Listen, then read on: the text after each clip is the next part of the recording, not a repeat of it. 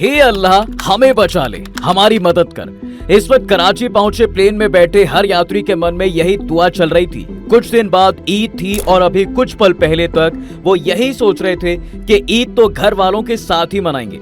लेकिन कराची रनवे पर लैंड होने के बाद भी जब प्लेन ने बिना रुके उड़ान भर ली तो उनके सारे सपने धुंधले पड़ने लगे।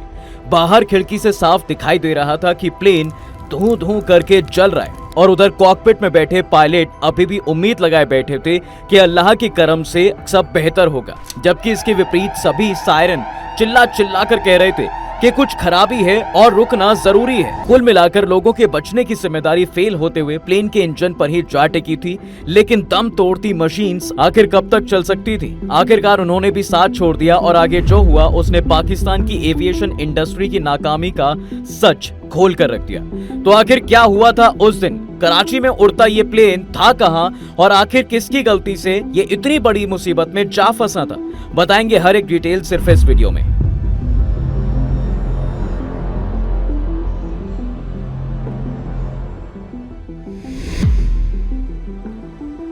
तारीख 22 मई 2020, जगह पाकिस्तान का कराची शहर। पाकिस्तान इंटरनेशनल एयरलाइंस का 8303 विमान दोपहर 1:05 पर लाहौर के अलामा इकबाल इंटरनेशनल एयरपोर्ट से उड़ान भरने वाला था। सबको लग रहा था कि वो अपनी डेस्टिनेशन की तरफ बढ़ रहे हैं, लेकिन वो जिस तरफ बढ़ रहे थे वहां केवल प्लेन क्रैश की कहानी गड़ी हुई थी। एक ऐसे क्रैश की कहानी जिसे रोका जा सकता था।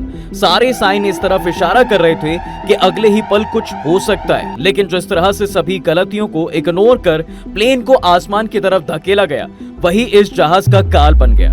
अब दरअसल हुआ ये कि उस दिन लाहौर से कराची जाने वाली इस फ्लाइट की कमान कैप्टन सज्जाद गुल और फर्स्ट ऑफिसर उस्मान आजम के हाथ में थी। इसमें 91 पैसेंजर्स के साथ साथ 8 क्रू मेंबर सवार थे। अब क्योंकि ये एक डोमेस्टिक फ्लाइट थी, इसलिए इसमें बैठे ज्यादातर पैसेंजर पाकिस्तान से थे और इन्हीं में से एक थे बैंक ऑफ पंजाब के प्रेसिडेंट जफर मसूद, जो कई दिनों बाद कराची जा रहे थे। जाने के पीछे इनका मकसद था ईद, जो कि 2 दिन बाद थी और उन्होंने प्लान किया हुआ था कि इस बार ये त्योहार अपने घर वालों के साथ ही मनाएंगे।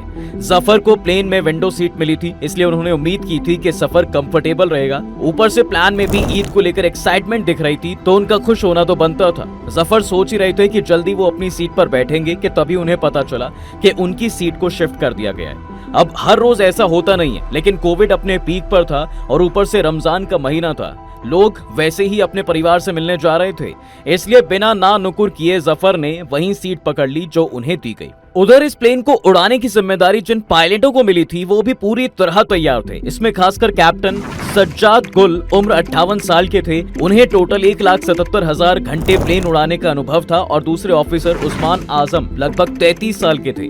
वो पिछले 10 साल से नौकरी कर रहे थे, लेकिन उनके प्लेन उड़ाने का अनुभव अभी सिर्फ 2100 घंटे का था। शायद यही एक वजह भी थी कि उस दिन प्लेन उड़ाने की एक बड़ी जिम्मेदारी उस्मान आजम को दी गई थी, जबकि कप्तान सज्जाद गुल को उन्हें मॉनिटर ही करना था। इसी के तहत लगभग दोपहर 1:05 पर प्लेन ने टेक ऑफ किया। पीछे पैसेंजर्स कंफर्टेबली आराम से सीट पर बैठे थे और बाहर आसमान बिल्कुल साफ था। मौसम भी प्लेन के लिए बिल्कुल ठीक था और इसी के चलते अगले 1 घंटे 20 मिनट तक प्लेन 34,000 फीट की ऊंचाई पर बिना किसी परेशानी के उड़ता रहा। जब करीब 1.5 घंटे का सफर तय हो गया तो इस फ्लाइट का दोपहर 2:45 पर जिन्ना इंटरनेशनल एयरपोर्ट कराची पर लैंडिंग का टाइम हो जाता है। इधर प्लेन की कॉकपिट में ऑफिसर उस्मान आजम ने भी लैंडिंग की तैयारी शुरू कर दी और उधर पैसेंजर भी तैयारी में लगे थे कि वो कब लैंड करें और अपने साथियों से मिले। इसी दिशा में प्लेन जब रनवे की तरफ बढ़ा तो उसकी चोंच नीचे की तरफ झुकी। प्लेन कराची एयरपोर्ट पर लैंडिंग के लिए उतरा, लेकिन रुकने से पहले ही अचानक सभी को एक अजीब नजारा दिखाई देने लगा। दरअसल रुकने की बजाय प्लेन दोबारा टेक ऑफ कर गया। किसी को कुछ समझ आता उससे पहले ही प्लेन जोरों से हिलने लगा। लोगों ने बाहर देखा तो इंजन से धुआं सा निकल रहा था। अलार्म की आवाज अलग सुनाई दे रही थी। सभी को अंदाजा हो गया कि कुछ गड़बड़ हुई है। इधर जफर को भी अंदेशा हो गया कि प्लेन क्रैश भी कर सकता है, इसलिए उन्होंने अपनी आंखें बंद कर ली। इस दौरान जफर खुद से बार बार एक ही चीज पूछ रहे थे, अगर प्लेन क्रैश हो गया तो खुद को वो क्या करेंगे। अब इसका जवाब जिससे पहले उन्हें मिल पाता उससे पहले ही उनकी आंखें बंद हो गईं। वो बेहोश हो गए। मन से उन्हें बस एक ही आवाज सुनाई दी कि शायद वो बच जाएं। इसके बाद जो हुआ उन्हें कुछ याद नहीं रहा। अगले दिन उनकी आंखें अस्पताल में खुली। बेड पर जब खुद को उन्होंने देखा तो पाया कि शरीर की कई हड्डियां टूट चुकी थी। हाथ और पैर बेजान पड़े थे, मगर वो जैसी भी कंडीशन में थे एटलीस्ट उनसे बढ़िया थे जो अपनी जान गंवा चुके थे। दरअसल आंखें खुलने के बाद उन्हें पता चला कि उनके बेहोश होने के 30 सेकंड बाद जफर का प्लेन सच में क्रैश कर गया था। इसके बाद जो कुछ हुआ, हालांकि जफर को याद नहीं था, लेकिन पूरी दुनिया देख चुकी थी कि कैसे प्लेन कराची के एक बेहद घने रिहायशी इलाके में जाकर इमारतों से टकरा गया था। अब कमाल था कि जिस सीट पर जफर बैठे थे, प्लेन ठीक वहीं से 2 टुकड़ों में कट गया था। जफर की सीट प्लेन से उखड़कर बाहर छिटक गई थी और जफर सीधे जाके किसी इमारत की 3री मंजिल के कमरे में गिर गए थे। ऐसे हालांकि उन्हें काफी चोटें आई थी, लेकिन अच्छी बात ये थी कि वो बच गए। और उनकी ही तरह एक और आदमी था जो प्लेन में बैठा था, जबकि इस घटना में प्लेन में बैठे बाकी सभी यात्री मारे जा चुके थे। खुद पायलट और क्रू की भी जान चली गई थी। मरने वालों की कुल संख्या 98 थी। लेकिन सबसे बड़ा सवाल यह था कि आखिर इस प्लेन में इतना बड़ा हादसा हुआ कैसे था। प्लेन ने तो उस दिन सभी सिक्योरिटी चेक को पास किया था, तो फिर यह हादसा आखिर किसकी गलती का नतीजा था? पहले समझने के लिए हमें प्लेन के पायलट और उस दिन हुई हर बारीक डिटेल को जानना पड़ेगा। इसमें खासकर बात कैप्टन सज्जाद गुल की करें तो ये पिछले 24 साल से पाकिस्तान इंटरनेशनल एयरलाइन के लिए काम कर रहे थे। सबसे पहले इन्होंने 1996 में पायलट के लाइसेंस के लिए अप्लाई किया था, लेकिन साइकोलॉजिकल इवैल्यूएशन में वो फेल हो गए थे। खुद साइकोलॉजिस्ट की माने तो सज्जाद शॉर्ट टेम्पर्ड थे, इंटेलिजेंस के मामले में उनका स्कोर बिलो एवरेज था और प्लेन उड़ाने के लिए जरूरी काबिलियत भी उनमें नहीं थी। और कमाल है कि इसके बाद भी उन्हें प्लेन चलाने का लाइसेंस मिल गया था। ये सबसे बड़ी गलती थी। दरअसल मामला ये था कि फेल होने के बाद भी सज्जाद साइकोलॉजिस्ट से सेकंड ओपिनियन पहुंचे थे।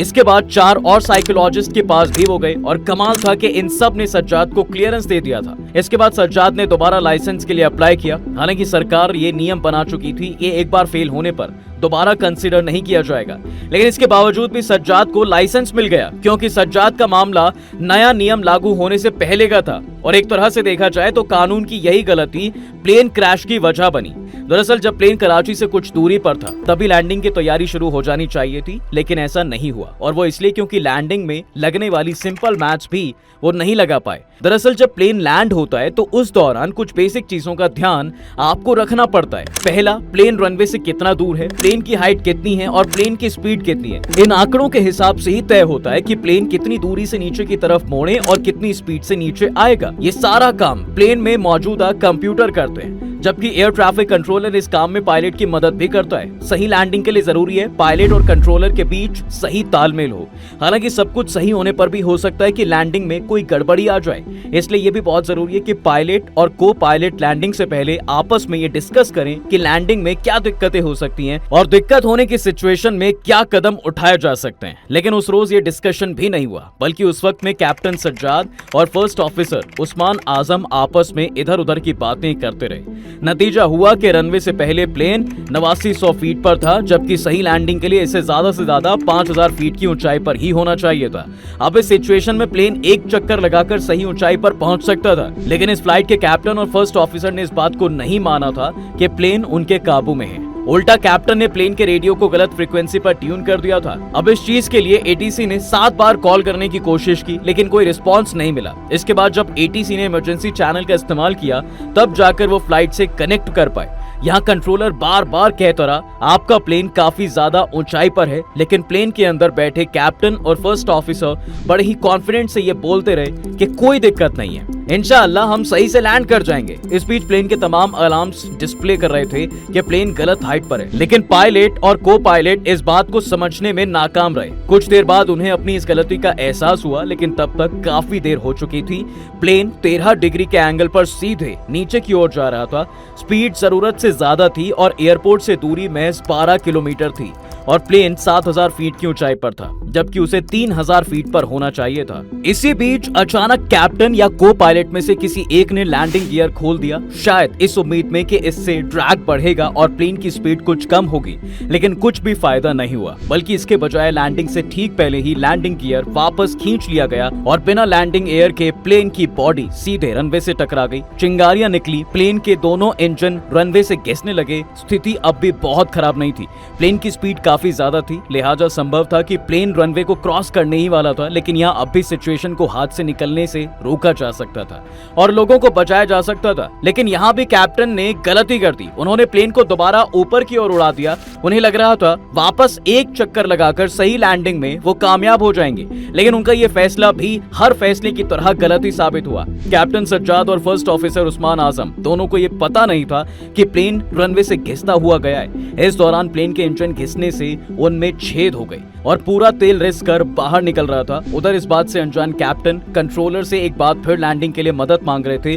जैसे कि लाजमी था, कुछ देर बाद प्लेन का एक इंजन फेल हो गया। इस बात की भी पायलट को कोई खबर नहीं थी। अब तक घड़ी में दोपहर के 2:40 हो चुके थे। चंद मिनटों बाद प्लेन का दूसरा इंजन भी फेल हो गया। प्लेन अब बिना इंजन के उड़ रहा था और पायलट को इस बात की कोई खबर नहीं थी। पायलट ने अपने साथी से पूछा रनवे कहाँ है। अब इससे पहले कोई कुछ समझ पाता, प्लेन सीधा जाकर एक रिहायशी इलाके में क्रैश कर गया। बीच से प्लेन के 2 टुकड़े हो गए और आग लग गई। इस हादसे की जद में आसपास के कई घर भी आए और प्लेन में क्रू समेत 99 लोग थे, उनमें से 97 की जान चली गई। इतना ही नहीं, प्लेन जहां गिरा वहां रहने वाले एक व्यक्ति की भी मौत हुई और घायल हुए लोग मदद के लिए तड़पते रहे। इसके बाद जैसे ये खबर सरकारी लोगों तक पहुंची तो घायलों को मदद के लिए रेस्क्यू ऑपरेशन हुए, कई लोगों को बाहर निकाला गया, लेकिन कोई फायदा नहीं था। ज्यादातर लोग मारे जा चुके थे। ऐसे में लोगों के लिए मुआवजे की घोषणा भी की गई, लेकिन इसके बाद जब इन्वेस्टिगेशन हुई तो सबसे पहले ब्लैक बॉक्स का पता लगाया गया। बरामद किए गए ब्लैक बॉक्स से सभी को यह समझ में आया कि गलती यहां कैप्टन की थी, क्योंकि मौसम भी बिल्कुल साफ था और प्लेन में भी कोई तकनीकी खराबी नहीं थी।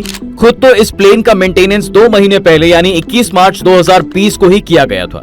प्लेन बिल्कुल सही था, उसमें कोई तकनीकी खराबी नहीं थी। 22 मार्च 2020 से लेकर 7 मई 2020 तक कोविड महामारी के चलते सभी फ्लाइट्स को लगभग ग्राउंडेड ही रखा गया था। 7 मई से लेकर 22 मई तक इस प्लेन ने सिर्फ 6 बार ही उड़ान भरी थी। साथ ही सिविल एविएशन अथॉरिटी ने इस विमान को 5 नवंबर 2020 तक उड़ान भरने के लिए फिट घोषित किया था। कुल मिलाकर एक तरह से यही देख रहा था कि पायलट की लापरवाही से सारा हादसा हुआ। लेकिन हमें यह भी नहीं भूलना चाहिए कि सबसे बड़ी गलती यह भी थी कि इन पायलट्स को फेल होने के बाद भी लाइसेंस दिया गया। ये सरकार की नाकामी थी कि 99 लोगों की जान उस दिन 2 ऐसे कंधों पर छोड़ दी गई थी जिन्हें शायद पायलट की पोजीशन पर रखा गया था और आखिरकार इसलिए सारा हादसा हुआ। इस पर आपकी क्या राय है? आपको क्या लगता है, गलती क्या सिस्टम की थी या सिर्फ पायलट की? अपना जवाब हमें कमेंट्स में जरूर बताएं। अगर ये वीडियो पसंद आए तो इसे अपने दोस्तों के साथ शेयर कर दें और हाँ, वीडियो को लाइक करना ना भूलें और अगर आपने हमारे चैनल को अभी तक सब्सक्राइब नहीं किया है तो वो भी कर दें। साथ ही बेल आइकॉन प्रेस करना बिल्कुल ना भूलें ताकि हमारी वीडियो आप तक जल्द से जल्द पहुंच सके।